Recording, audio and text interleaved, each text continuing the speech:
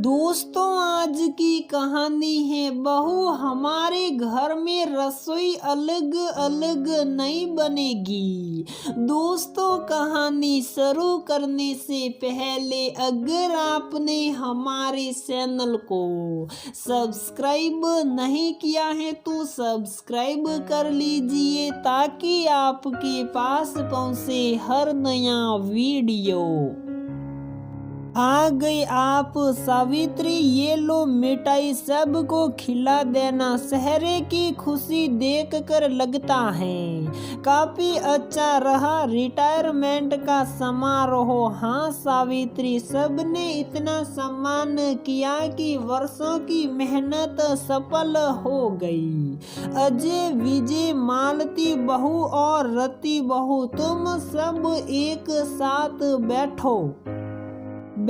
वैसे भी बच्चों में तुम सबको बुलाने ही वाला था। सावित्री के गले में सबके सामने फूल माला डालते हुए, ये फूल माला तुम्हारे लिए है सावित्री, क्योंकि जितनी मेहनत मैंने ऑफिस में की है उतनी ही तुमने घर पर भी की है। इसलिए आज मेरे साथ साथ तुम्हारा भी रिटायरमेंट है। घर के सुल्ला शौके से और घर की जिम्मेदारियों से क्या मतलब बाबूजी? मतलब यही बच्चों बहुत मेहनत करी है सावित्री ने।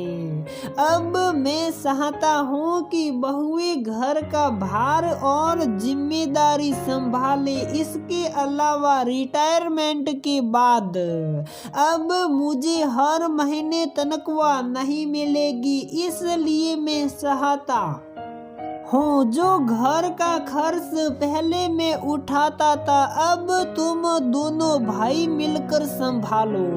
और कल सुबह से मैं और तुम्हारी माँ योगा क्लास के लिए जाएंगे और शाम को सैर करने, ताकि हमारी सेहत भी ठीक रहे। रमन जी की बातें सुनकर सबकी सिटी पिटी गुम थी। मालती बहू अजय को कोहनी मारकर इशारों में कुछ बोलने के लिए बोलती हैं। बाबूजी, हम सब सोच रहे थे कि आपको पीपीएफ और ग्रेच्युटी वगैरह का जो भी फंड मिला है उससे एक बड़ी गाड़ी ले लेते हैं और कुछ पैसा व्यापार में लगा देते हैं। अजय बेटा, गाड़ी खरीदनी है, खरीदो, बहुत अच्छी बात है, पर बेटा मैंने जो भी फंड का पैसा आया था उसे बैंक में जमा करा दिया है तुम्हारी माँ और अपने नाम से। बुढ़ापे में न जाने कब कौन सी बीमारी लग जाए। मैं नहीं चाहता हम तुम्हारे सामने हाथ फैलाए या तुम पर बोझ बने। हाँ, तुम दोनों को नॉमिनी बना दिया है। हम दोनों के मरने के बाद पैसा तुम दोनों को मिल जाएगा। मालती बहू, अपने कमरे में देखो जी, तुरंत के तुरंत अब अपने फ्लैट में शिफ्ट हो जाओ। अब तक माँ जी खाना बना लेती थी और बाबूजी की कमाई से घर खर्च चल रहा था, पर अब जब अपने ही कमाई उड़ानी है तो क्या फायदा? पहले ही बता देती हूँ, मुझसे नहीं होगा इतना काम। मालती, कैसी बात कर रही हो? माँ बाप हैं मेरे, एकदम जाना अच्छा नहीं लगेगा। कुछ महीने रुक कर फिर शिफ्ट हो जाते हैं। ठीक है, आप ही रहो अपने माँ बाप के साथ। मैं तो सली बच्चों को लेकर अपने मायके क्यों बच्चों की तरह जिद कर रही हैं? देखो जी, या तो आप अभी शिफ्ट हो जाओ, नहीं तो मैं सली कुछ महीनों में कुछ नहीं बदलने वाला। अब रोना क्यों शुरू कर दिया तुमने मालती? महीने भर बाद पति बहू बड़े भैया भाभी तो चले गए अपने फ्लैट में, पीसने के लिए तो मैं ही रह गई हूँ। ये बनाओ वह मत बनाओ, इसमें नमक कम है, इसमें मिर्ची ज्यादा है, पूरा दिन बस यही। जो हम खाएंगे बाबूजी नहीं खाएंगे, उनके लिए अलग से फिर बनाओ।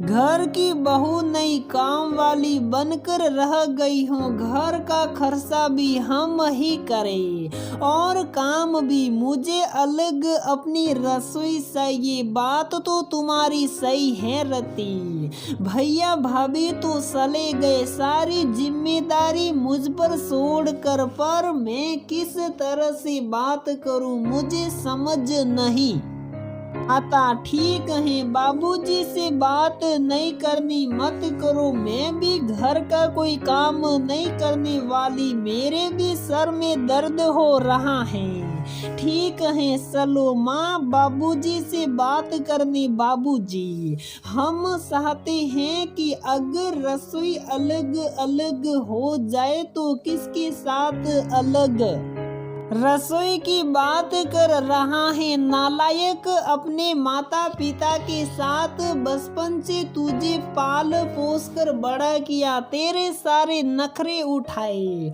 सुबह से शाम तक मैं घर के बाहर और तुम्हारी माँ घर के अंदर मेहनत करती रही, सब भूल गया तू। 4 पैसे क्या खर्च होने लगे तो हम बोझ बन गए तुम पर। और बहू अब तक तुम्हारी सास घर का काम करती रही, तब तो अलग रसोई की याद नहीं है, अब स्या रोटी भारी लगने लगी हमारी। कोई अलग रसोई नहीं होगी, तुम्हें यहाँ रहना है तो रहो, नहीं तो अलग अपना ठिकाना ढूंढ लो। तुम्हारी माँ का ध्यान रखने के लिए मैं जिंदा हूँ, अभी मरा नहीं हूँ, क्यों इतना गुस्सा कर रही हो जी।